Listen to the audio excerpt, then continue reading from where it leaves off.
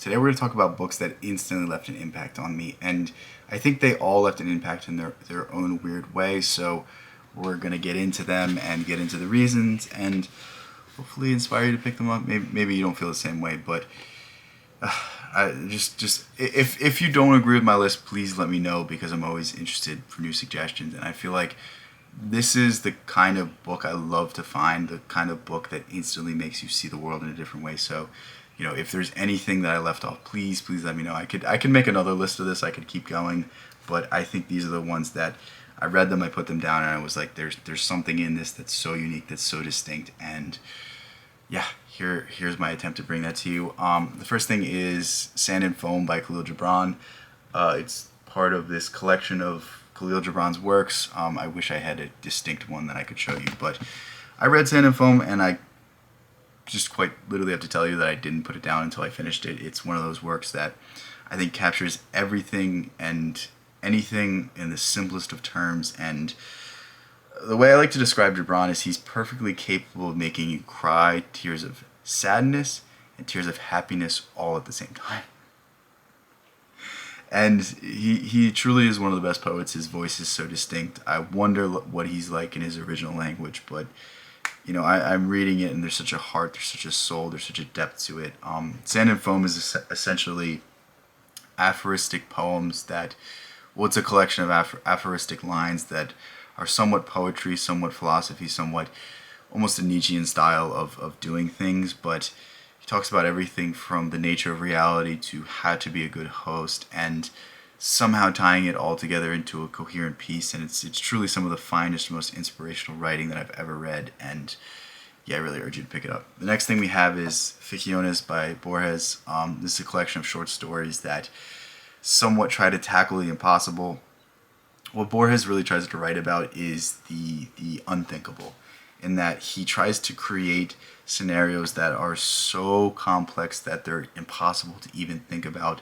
And through this, he tries to describe the nature of reality and how there's somewhat this dreamlike perception that we all kind of carry. And, can we ever wake up to the true nature of things, or are things beyond what we need to explain? And I think the first story is really the best one. I can never get its name. It's Tilan Ukwar Orbis Tertius is the name of it. I think that's some of his finest writing that I've ever read.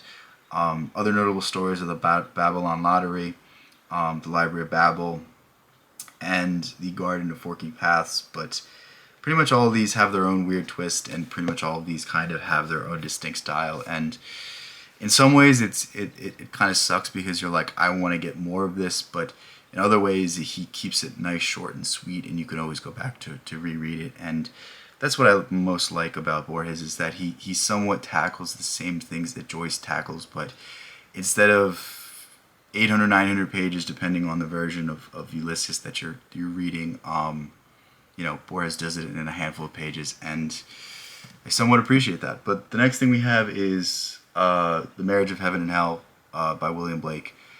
We actually just reread this as part of the members only stream last week, and rereading it, I was astounded, just as I was astounded the first time I read it. It's something that, it's not really written in ink, it's written in fire, is the easiest way to put it. And in fact, it wasn't written in ink, it was engraved into plates, but that's a different story.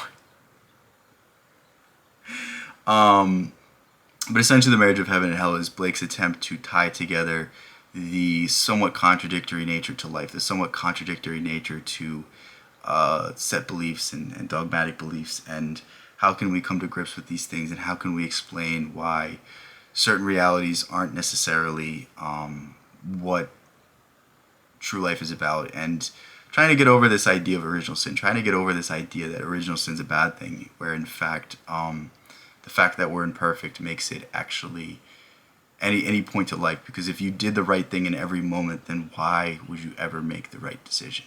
Why is it noble when you do the right thing? Because that's all you know, that's all you can do.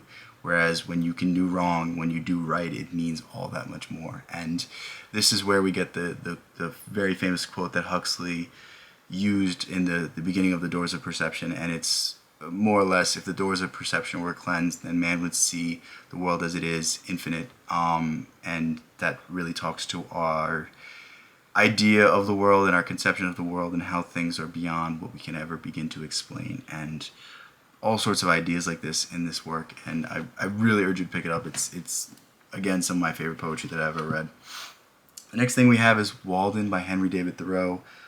One of the greatest books ever written, and it's very difficult to explain because it's somewhat philosophy, somewhat journal entries, somewhat ravings of a lunatic. I guess you would call a guy that lives in the woods a lunatic, alone, and isolates himself. But really what Henry David Thoreau learns through his journey into the woods, his life in the woods for over 2 years, was the more simple he made his life, the more he enjoyed his life. And that when he spent time doing the things and the whims of society, he was very much unhappy. He didn't really care about, little high school politics games or popularity contests or all these sorts of things. He cared about getting to the root of things. He cared about actual existence, actual life. And when he detached himself from all the whims and the pulls of society, then he was able to experience something so profound. And it was really striking when he's talking about his tools, and he's like,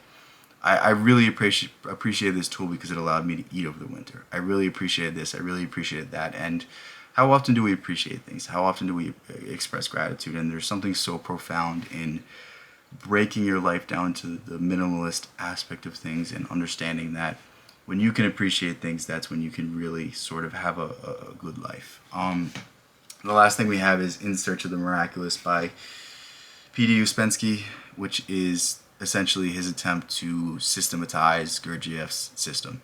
That was a very dumb way of saying it, but Gurdjieff has one of the most interesting systems that I've ever studied, that I've ever looked into, and there's a lot of dots that it tied together. There's a lot of things that I took away from this book. The two things I want you to focus on, and the two things that I can hopefully summarize very, very quickly in this video are: Gurdjieff believed that man is a machine and that man can awake from his machine-like existence, but he has to do so through a long, arduous process of basically earning his soul. That you're not born with a soul, but you form one through your life, through your existence. And what does this mean? This means that most of our day is filled with mechanical action, mechanical work, and it's not necessarily like monotonous work, but it's like, think of how often are you conscious of what you're doing. Think of how often are you aimlessly scrolling social media, or aimlessly doing a certain task, or aimlessly doing something that is just, it's so repetitive, it's so formed by habit that you don't even think while you do it.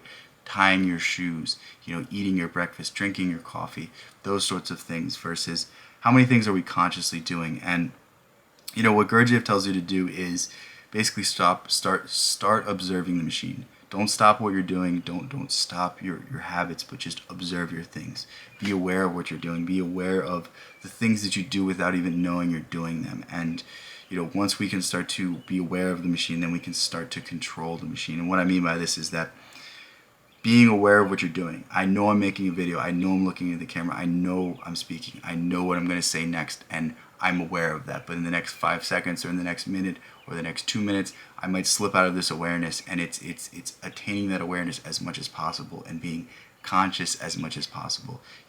I'm reading this book and I know I'm reading it, versus I'm reading this book and I'm allowing my mind to drift. Start understanding these ideas and start applying these two things and see where it leads you. It's been a very interesting experiment for me to try out for the last, I want to say, week or two after I read this book. And yeah, it's interesting. It certainly opened my eyes to a whole new way of thinking and a whole new way of self-observation and self-awareness. But yeah, with that said, here are five books that instantly left an impact on me, that instantly changed the way I viewed things, and hopefully I tried to explain their unique aspect to it. But on top of that, please recommend me things that you felt this about, because I'm always interested in having my mind blown. That's one of the greatest things about reading, is that I can read something and it puts things in a way that I haven't been able to formulate the thought. I've had this inkling, I've had this intuition, but I haven't yet been able to explain this phenomena. So with that said, I love you guys so much. Thank you guys so much. Peace out. I'll catch you in the next one.